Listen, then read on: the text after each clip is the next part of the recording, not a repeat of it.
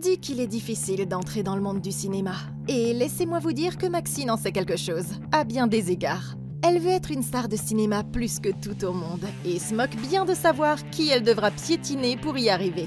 Mais Maxine n'est pas la seule tueuse à Hollywood, et quand les secrets de son passé commenceront à menacer son avenir, elle fera tout ce qu'il faut pour s'assurer qu'il reste bien enfoui.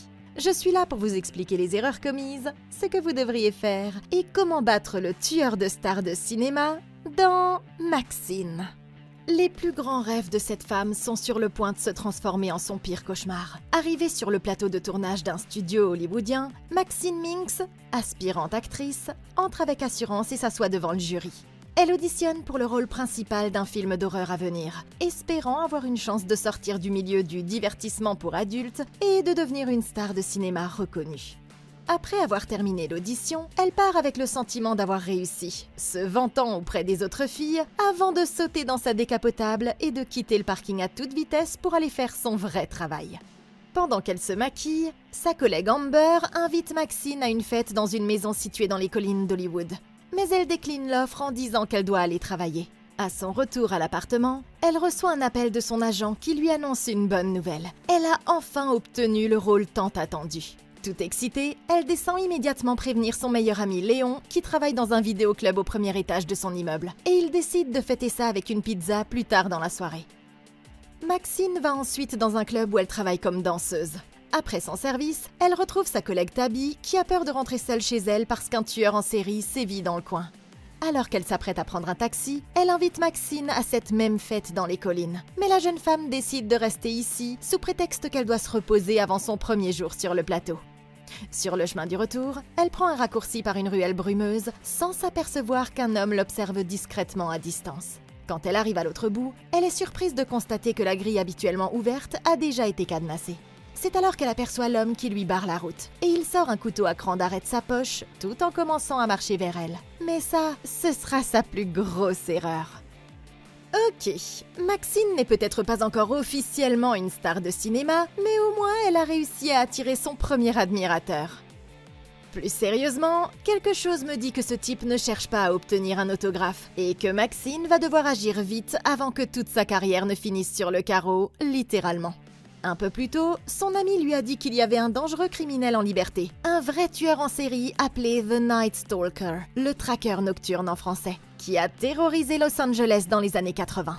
C'est pourquoi elle a eu la bonne idée de ne pas se promener seule, ce qu'aurait dû faire Maxine également. Quand on utilise le système de copinage, on est beaucoup plus difficile à cibler que quand on est seul. Et il est toujours utile d'avoir un bon bouclier à proximité si on doit s'enfuir rapidement. Comme elle n'allait de toute façon qu'à un pâté de maison plus loin, moi j'aurais pris le chemin le plus long au lieu de passer par la fameuse allée des assassins. De cette façon, elle aurait pu rester dans des zones bien éclairées, avec une foule d'autres personnes et à la vue de la police, au lieu de se retrouver dans un endroit où personne ne pourrait la voir si elle avait des ennuis. Cela étant dit, si vous vous engagez dans l'allée de la mort, vous devriez au moins jeter un coup d'œil par-dessus votre épaule pour vous assurer que vous n'êtes pas suivi. Si nous nous en sortons vivants, la première chose que Maxine devra faire, c'est d'engager un agent de sécurité bien costaud pour la protéger en permanence, comme un champion de kickstreamer des temps modernes. Non seulement ça la mettrait en sécurité, mais ça la ferait paraître plus importante, amenant inconsciemment les gens à la considérer comme une célèbre star de cinéma avant même qu'elle n'ait eu sa première avant-première sur le tapis rouge. Maintenant, d'après le comportement de ce type, il semble que ce soit autre chose qu'un vol ordinaire. Et il a un couteau, ce qui rend la riposte incroyablement dangereuse. Ça veut dire qu'il va falloir faire très attention à ce qu'on va faire ensuite. S'il ne cherche qu'à la séparer de ses V-Bucks, il serait sans doute plus prudent de coopérer pour l'instant. Mais comme il n'en a pas que pour son argent, Maxine va devoir se battre. La première chose à faire est de commencer à crier aussi fort que possible pour attirer l'attention, ce qui pourrait l'inciter à s'enfuir. Ensuite, nous devons regarder ce qui se trouve dans la ruelle et utiliser tout ce qui est à notre disposition comme moyen de nous échapper. Si elle se déplace rapidement, elle pourrait utiliser les poubelles comme barrière entre elle et l'agresseur. Les couvercles peuvent être utilisés comme bouclier ou pour lancer cette saloperie comme Captain America et faire tomber son stupide petit couvre-chef de sa tête. L'essentiel est de garder ses distances et de ne se battre directement avec lui que si c'est absolument nécessaire. Il faut viser les points faibles comme les yeux, les doigts et les couilles pour l'éloigner. Si elle parvient à le neutraliser, elle pourra repartir en courant par le chemin qu'elle a emprunté et retourner à son travail, où un agent de sécurité pourra s'occuper de ce type. Mais bien sûr, c'est de Maxine qu'il s'agit. Et vous allez voir pourquoi c'était une mauvaise idée de la part de Buster dans une seconde. Maxine se retourne vers la grille en essayant désespérément de l'ouvrir. Mais au moment où l'homme s'approche un peu trop, elle se retourne et sort un pistolet en lui disant de mettre les mains en l'air. Il lâche immédiatement le couteau, mais il est sur le point de découvrir qu'il a voulu s'en prendre à la mauvaise actrice. Au lieu de le laisser partir, Maxine ordonne à l'homme d'enlever tous ses vêtements et lui fait faire des choses avec l'arme qu'on ne pourrait voir que dans un de ses autres films. Quand elle a fini, elle force le sale type à s'allonger sur le sol avant de lui piétiner les couilles avec sa botte à talons aiguilles. Elle s'assure ainsi qu'il ne s'en prendra plus jamais à qui que ce soit. De retour à son appartement, Maxine s'endort devant des films avec Léon jusqu'à ce qu'elle soit brusquement réveillée par une série de coups frappés à la porte d'entrée. Maxine va ouvrir la porte, mais elle arrive trop tard et ne peut que constater que le mystérieux visiteur est déjà en train de descendre par l'ascenseur. Et elle trouve sur le sol un étrange paquet qu'il a laissé derrière lui. Il s'agit d'une cassette VHS étiquetée pour Maxine, et elle est surprise de voir qu'il s'agit en fait de séquences du film qu'elle et ses amis tournaient avant le massacre de la ferme au Texas. Embarrassée, Maxine s'enferme dans sa chambre, et Léon décide de rentrer seul chez lui sans se douter qu'un homme en voiture l'observe depuis l'autre côté de la rue. Pendant ce temps, à la maison dans les collines, Amber et Tabby découvrent que la fête était en fait un piège mortel depuis le début. Un groupe d'hommes les filme et se rend dans le placard d'une des chambres où les filles sont attachées. Puis ils traînent Tabby jusqu'à une grande porte verte. Tout à coup, un homme portant des gants de cuir noir en sort et l'attaque. Mais ce n'est que la première partie de son plan diabolique. Le lendemain matin, Maxine se rend dans un studio d'art pour son premier jour de tournage. Ils doivent faire un moule de sa tête pour la scène finale. Son travail consiste donc à rester assise et à attendre que le moule sèche. Mais alors qu'elle est seule dans ses pensées, elle commence à avoir des visions de la vieille femme de la ferme. Plus elle panique, plus la situation empire, jusqu'à ce qu'elle finisse par tomber à la renverse sur le sol, essayant d'arracher la cire qui recouvre sa bouche pour trouver de l'air. De l'autre côté de la ville, deux inspecteurs de la police de Los Angeles, Williams et Torres, sont appelés sur une scène de crime dans un cimetière où deux corps viennent d'être découverts, flottant dans la mare aux canards. Il s'agit d'Amber et de Tabby, qui semblent être mortes depuis plusieurs heures, avec des symboles démoniaques brûlés sur leur peau. Ça fait 2 victimes, et il en reste 6. Le légiste pense que ça pourrait être lié à l'affaire du tueur en série, mais les inspecteurs n'en sont pas si sûrs. Frustrée, Maxine sort prendre une pause dans sa voiture et un employé vient lui donner le programme du tournage. Il lui indique que la réalisatrice souhaite la rencontrer plus tard dans la journée, tout en l'avertissant que cette femme peut être une personne assez effrayante. Alors qu'elle s'apprête à partir, elle remarque une mystérieuse note glissée sous son essuie-glace.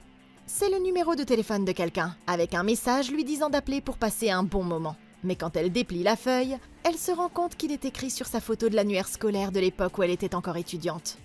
Elle se précipite vers le téléphone et compose le numéro pour savoir ce que veut ce harceleur mystérieux. Et l'homme lui révèle qu'il connaît son vrai nom de famille. Mais ce n'est pas tout. Il sait aussi ce qui s'est passé dans la ferme au Texas, et il lui demande de la retrouver dans un restaurant dans 1 heure. Ou sinon... Ok, il semble que quelqu'un ait découvert le panier de linge sale de Maxine. Et ça rend son ascension vers la célébrité, attendue depuis longtemps, beaucoup plus compliquée. Elle ne peut pas passer au grand écran si elle fait de la prison pour avoir tué cette vieille folle au Texas. Alors comment se débarrasser de ce sale type avant qu'il ne cause d'autres problèmes? Tout d'abord, il ne faut surtout pas rencontrer le maître chanteur en tête-à-tête. S'il pouvait prouver quoi que ce soit et s'il voulait que Maxine réponde de ses crimes, il l'aurait déjà dit à la police. Ces tactiques louches montrent clairement qu'ils ont de mauvaises intentions. Et en même temps, ils ont visiblement besoin de la coopération de Maxine pour certains aspects de leur plan. Alors pourquoi leur faciliter la tâche? Au lieu de ça, la première chose que je ferais serait d'en parler à un ami de confiance comme son pote Léon. Elle pourrait l'informer des détails au cas où quelque chose tournerait mal. Et il pourrait même venir au rendez-vous avec elle comme solution de secours.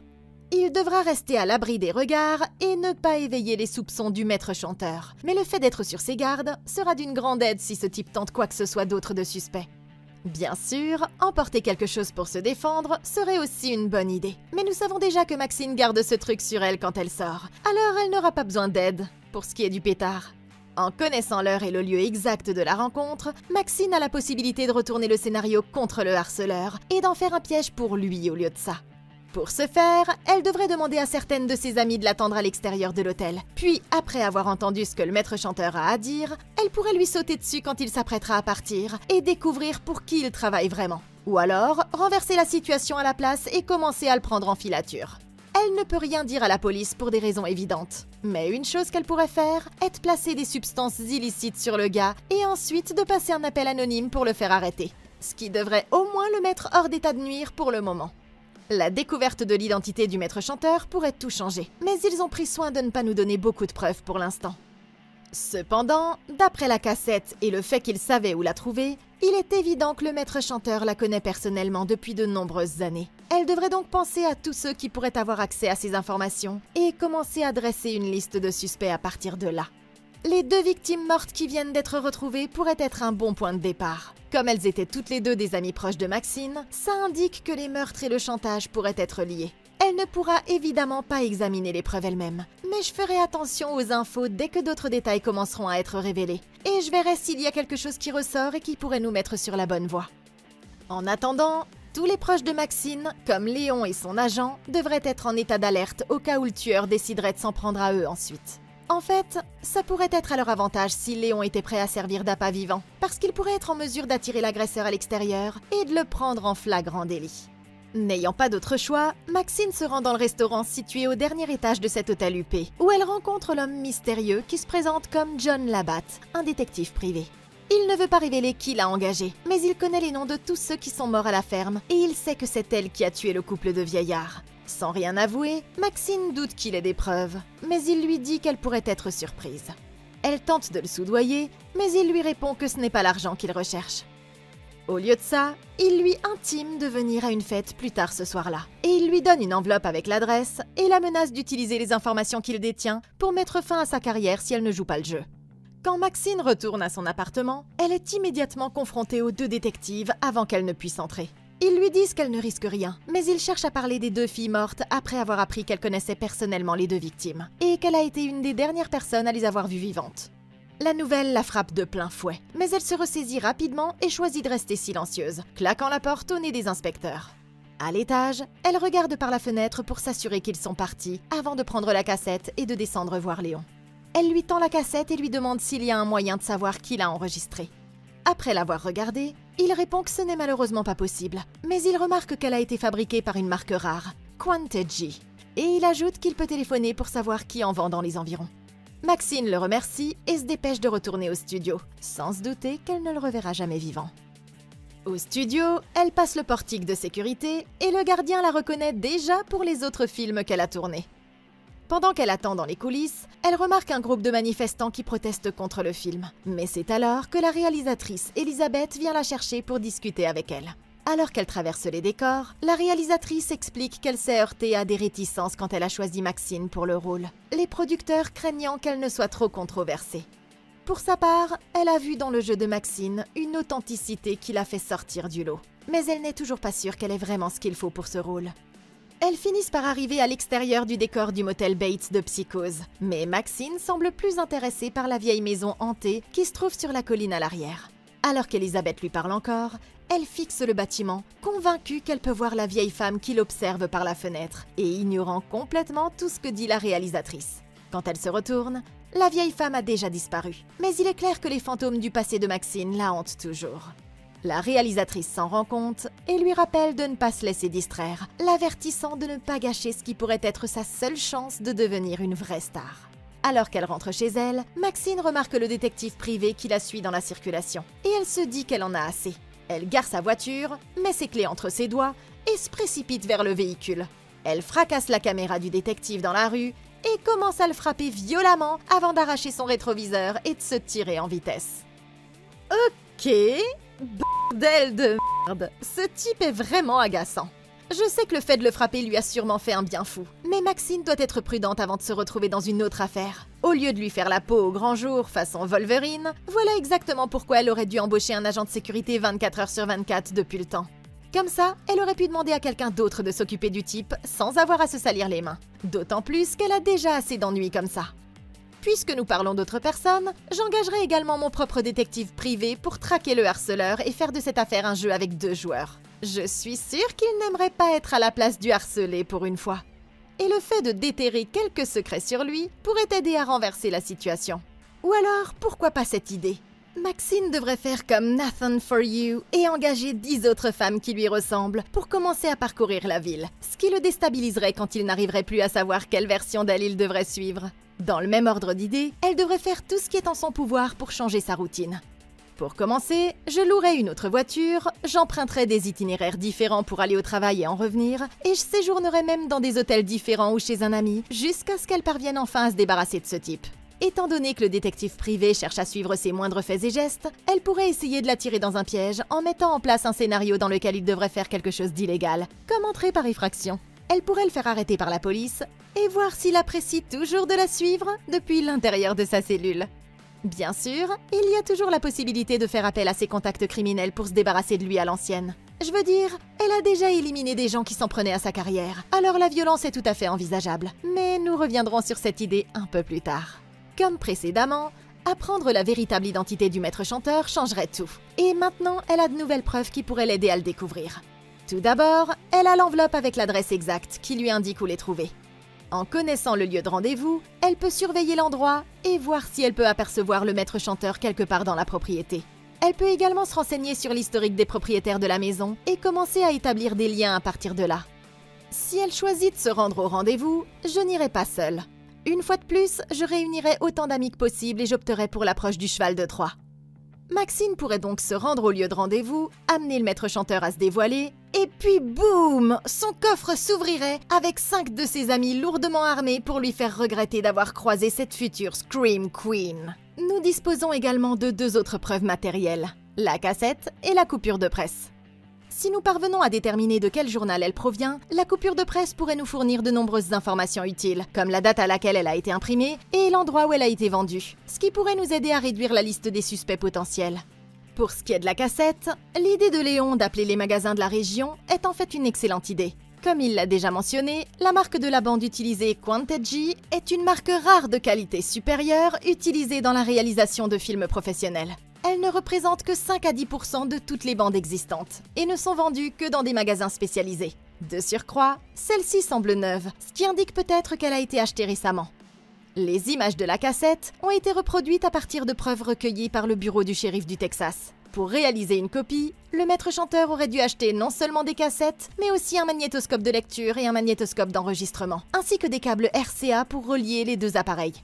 Maintenant que nous avons sa liste de courses, si nous pouvons trouver un magasin qui vient de vendre tout ça à un individu particulièrement louche, nous aurons fait un pas de plus vers la résolution de l'affaire.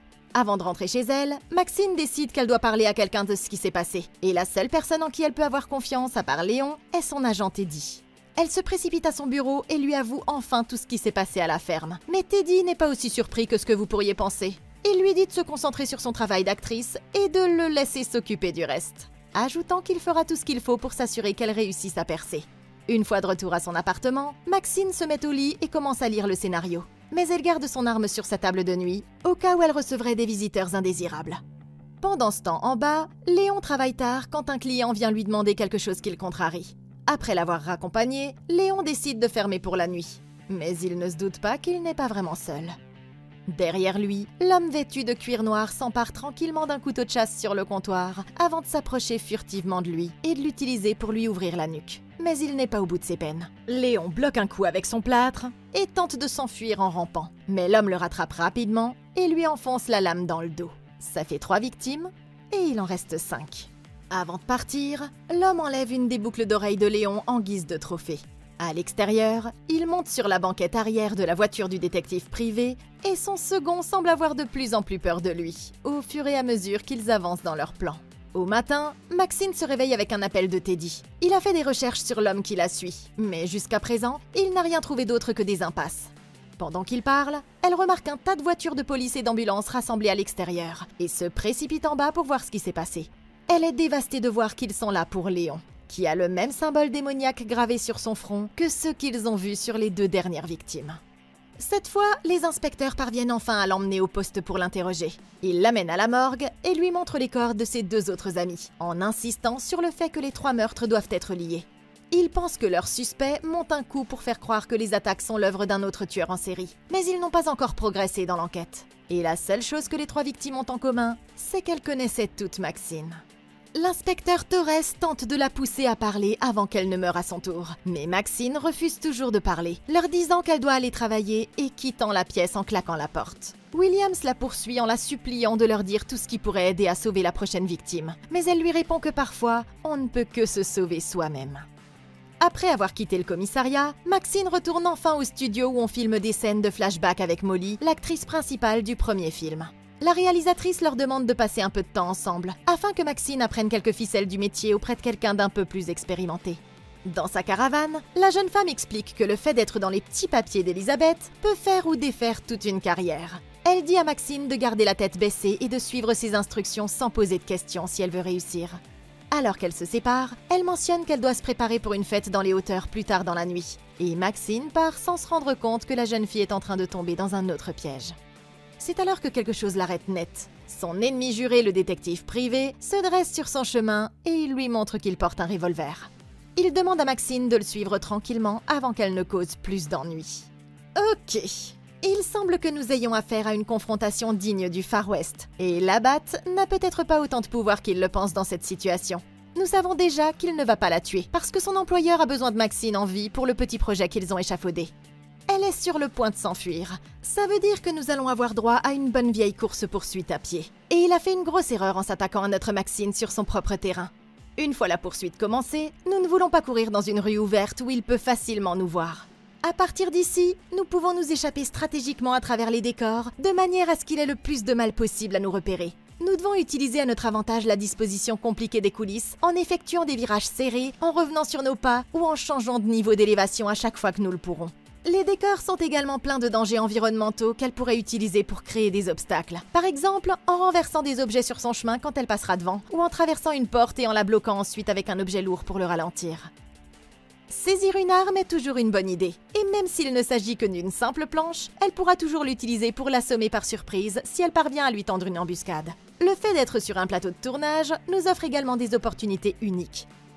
Par exemple, si elle passe par la costumerie, elle peut rapidement changer de look en enfilant un costume ou une perruque pour le déstabiliser. Comme l'endroit est très vaste, les employés sont obligés d'utiliser toutes sortes de véhicules pour se déplacer. Je chercherai donc une voiturette de golf ou même un cheval que je pourrais utiliser pour m'échapper rapidement. N'oubliez pas que Maxine est littéralement la star du film, et qu'il y a des centaines de personnes qui travaillent ici, et dont le seul but est d'assurer que le film sortira. Une option pourrait être de retourner rapidement à la caravane de Molly et de s'y cacher.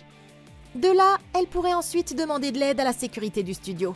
Son but ultime devrait être de se rendre dans un endroit où d'autres membres de l'équipe travaillent et de les utiliser comme bouclier de viande pour assurer sa sécurité. Mais cela dit, si ce type avait un malheureux accident en la poursuivant, comme par exemple en tombant d'un escalier ou d'une fenêtre, ce ne serait pas forcément une mauvaise chose pour Maxine non plus. Maxine recule, fait un virage à 180 degrés et s'enfuit en courant dans la rue, coupant à travers un des décors. Elle se retrouve dans un faux magasin de quartier dont la porte d'entrée est verrouillée, ce qui donne à la batte une chance de la rattraper. Il la plaque dans un tas de piñatas, mais elle se relève la première et s'échappe par l'entrée latérale. Maxine se heurte à une autre façade et traverse le parc en passant devant un hôtel de ville, jusqu'à ce qu'elle parvienne enfin à la maison hantée qui se trouve derrière le motel. Elle se précipite à l'intérieur, mais c'est une impasse, et elle n'a nulle part où aller. Sachant qu'il la tient, la batte sort son arme et s'approche lentement de la porte. Mais il est heureusement intercepté par un agent de sécurité juste à temps. Ne voulant pas faire d'esclandre, l'homme fait comme s'il s'était perdu et laisse le garde l'emmener, ce qui permet à Maxine de s'enfuir. Alors qu'elle quitte le plateau, la réalisatrice l'appelle et lui dit de prendre son week-end afin qu'elle puisse se reposer pour son premier grand jour. En outre, elle lui recommande de s'occuper à tout prix de ce qui se passe dans sa vie, afin qu'il puisse terminer la production sans aucune distraction. Et Maxine répond que c'est exactement ce qu'elle a l'intention de faire.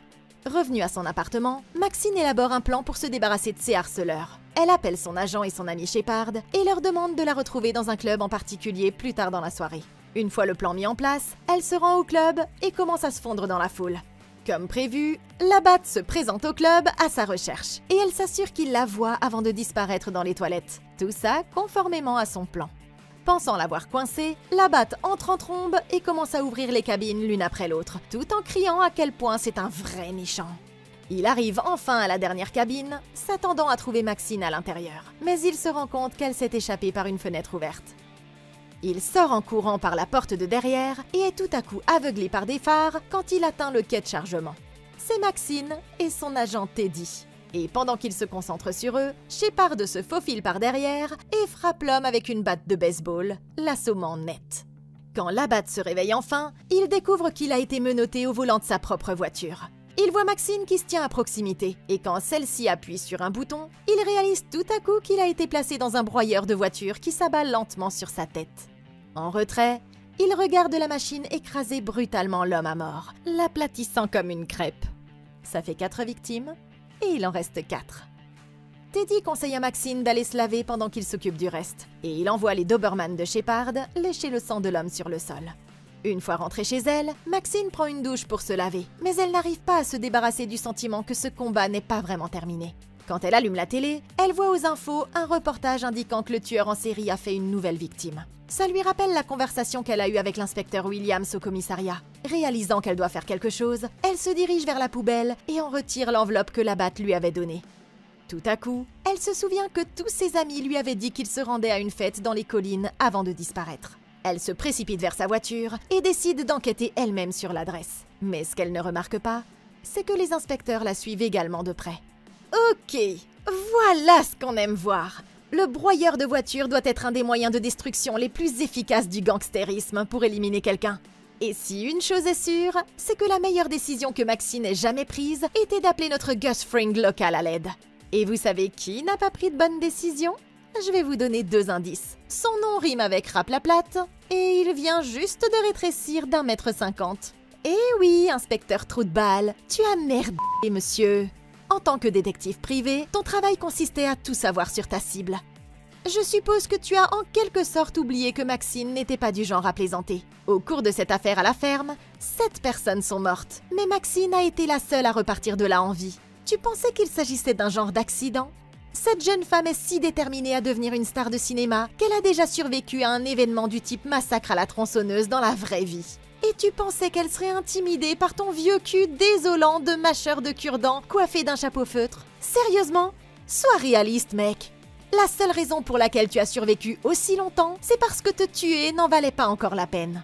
Maintenant, je ne sais pas comment ces enquêtes se déroulent habituellement, mais je suis presque sûre que les vrais détectives ne se contentent pas d'annoncer aux suspects « Je suis là !» puis de les suivre dans leurs moindres faits et gestes à environ 1,50 m de distance. Peut-être que si tu étais resté un peu plus discret, il aurait été plus difficile pour elle de savoir qui elle devait tuer. Mais tu étais là, la défiant pratiquement de tenter quelque chose à chaque fois que tu en avais l'occasion. Et tu sais quoi? Elle a finalement fait quelque chose. Waouh! C'est presque comme si nos actions avaient des conséquences. Désolé mec, mais amuse-toi bien à être le seul Autobot en enfer, parce que, inspecteur Labatte, tu as sérieusement merdé. L'adresse la conduit à une propriété isolée dans les collines. Après avoir garé sa voiture, elle doit prendre une télécabine pour se rendre jusqu'à la maison elle-même. Les inspecteurs surveillant chacun de ses mouvements pour savoir où elle va. Arrivée au sommet, elle sort dans le jardin vide, mais il n'y a aucun signe de la présence de qui que ce soit d'autre. La porte d'entrée n'étant pas verrouillée, elle se faufile prudemment à l'intérieur et passe devant des piles de matériel d'enregistrement. À ce moment-là, elle entend un bruit à l'étage et monte lentement l'escalier en colimaçon jusqu'à ce qu'elle se retrouve devant une grande porte verte. De l'autre côté, elle entend un enregistrement qui la montre petite fille dans une vidéo qu'elle a tournée avec son père bien des années avant qu'elle ne disparaisse. Quand elle pousse la porte, elle découvre un homme assis devant un miroir de maquillage. Et c'est alors qu'elle découvre finalement que le maître chanteur était son père Ernest depuis le début. L'homme est ravi d'avoir enfin retrouvé sa trace, mais Maxine est trop abasourdie pour bouger alors qu'il se penche calmement vers elle et lui prend l'arme des mains. Cette fois, c'est lui qui tourne un film, et il a pour but de montrer comment le rêve de devenir une star hollywoodienne a corrompu sa petite fille autrefois innocente. Et il va se servir de son histoire pour prouver son point de vue.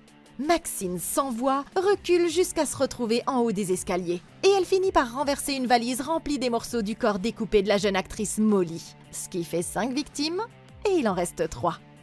En fait, elle est tellement horrifiée par ce spectacle qu'elle ne remarque pas que son père est sur le point de lui enfiler un sac en plastique sur la tête, ce qui lui fait perdre lentement connaissance. Ok. Eh bien, qu'est-ce que c'est que cette réunion de famille foireuse ? Je suppose que nous rencontrons enfin le vieux paternel, et il est tout aussi effrayant que ce que je craignais. Mais je dois dire que Maxine ne s'est pas fait de cadeau sur ce coup-là.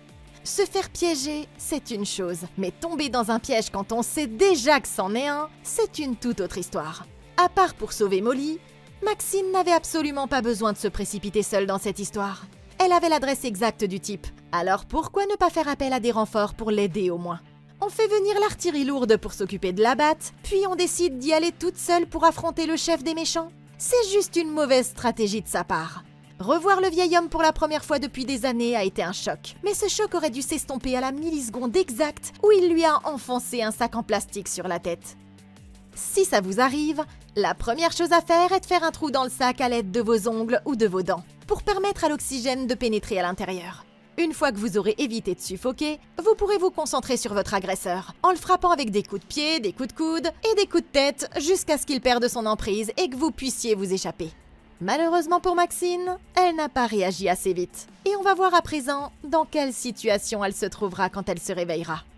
Un peu plus tard, Maxine se réveille et découvre qu'on lui a bandé les yeux et qu'on l'a attachée à un palmier devant la piscine de la maison avec des lumières de studio et des caméras de cinéma braquées sur elle au centre de la scène. C'est alors que son père s'avance lentement dans la foule et se dirige vers la plateforme où se tient Maxine.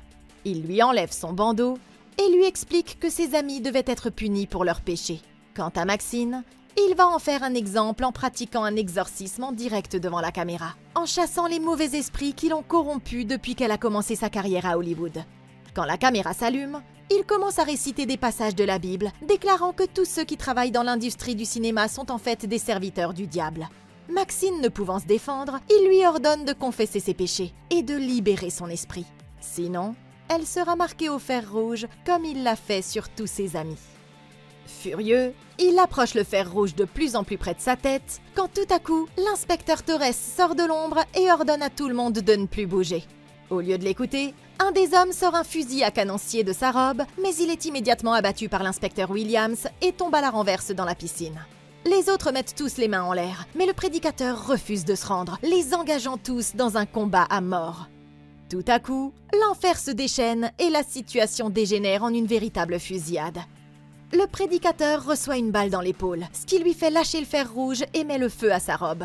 Mais il se jette à l'eau pour éteindre les flammes.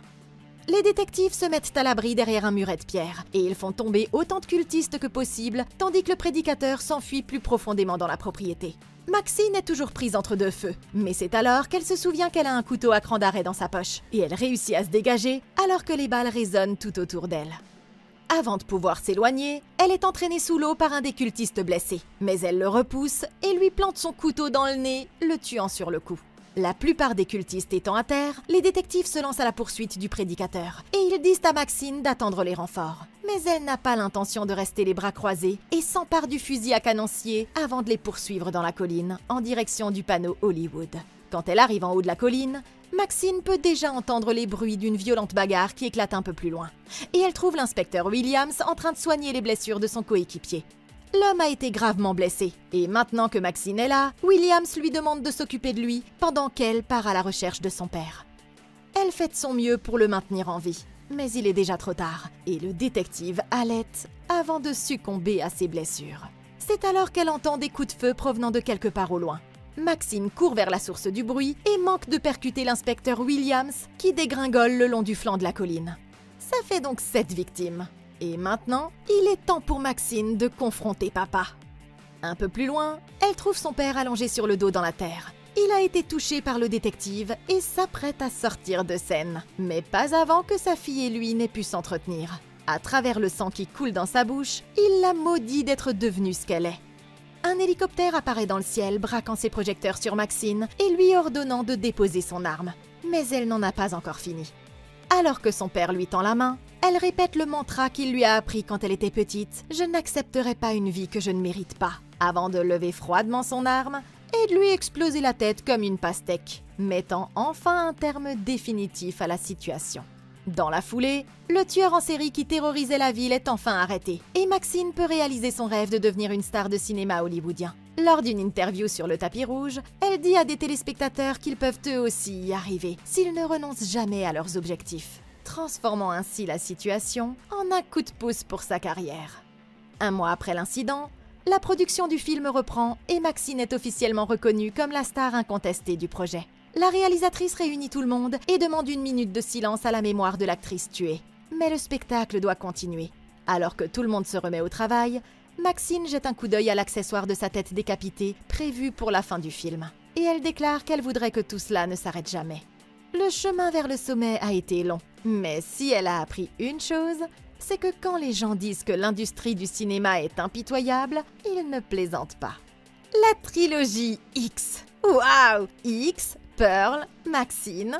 Des films plutôt convaincants dans l'univers du film d'horreur en général, je dois le dire. Je ne sais pas vraiment comment se terminera cette histoire, mais au moins, c'est pas les Tortues Ninja Mutantes partie 3. Dites-moi dans les commentaires ce que vous auriez fait différemment. Merci beaucoup d'avoir regardé. Laissez un like, abonnez-vous et consultez la playlist de Comment Battre pour d'autres vidéos comme celle-ci. Je suis là pour vous. Moi, je vous retrouve dans la prochaine vidéo. Et d'ici là, passez une excellente journée!